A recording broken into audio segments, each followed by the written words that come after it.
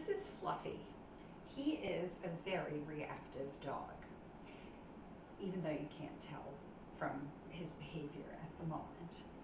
I'm going to demonstrate some very simple leash handling skills that can help you keep your dog under threshold as you are working on various behaviors that your dog might be exhibiting on leash: lunging, barking, stalling, really anything that's giving any behavior that you're noticing that tells you your dog is having a hard time. We don't want the leash to alert the dog to the fact that there might be a trigger ahead, but sometimes we need to prepare ourselves to make sure that we have good control over the movements of our dog.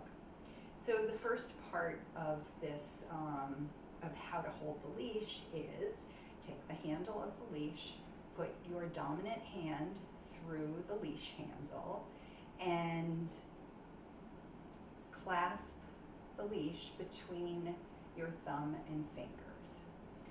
And then you'll hold your palm up, holding the leash.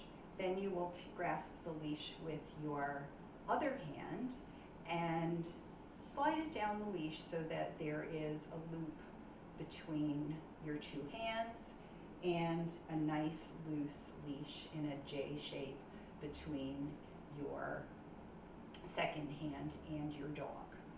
So you're walking along with your dog and you happen to notice that there is a squirrel ahead. Now, you've been working on squirrels, but you know that there is a possibility that your dog is going to see the squirrel and take off at a crazy pace. If you instantly tighten up on the leash, your dog will immediately understand that something is afoot, and perhaps that it is a squirrel, and start to immediately scan the environment for the trigger that you are working on. So instead of shortening the leash this way, if you take the hand that is holding the handle of the leash, put it under the leash and right next to your other hand, so that both hands are kind of at the center of your body to start with. Then you will take your second hand that is not holding that is holding the part of the leash between you and the dog, and you will gently slide your hand down the leash so that your hand is much closer to your dog, but you still have a nice loose leash between you and your dog. And then you will continue to move forward with your dog, or perhaps you will stop and ask your dog to wait if you know that moving forward will cause your dog to lunge and pull. This allows you to get a lot of quick control, not be dragged along or pulled down by your dog. Allows you, if you need to very firmly but not correctively move your dog away from the trigger from a stable point of your body where you are centered on your hips, slightly rocked back if necessary. If you don't have to stop, you would continue to walk with your dog. When your dog notices the trigger, you will follow your training plan, your instructions, either from your trainer or from the book that you read that told you how to manage your dog in these situations.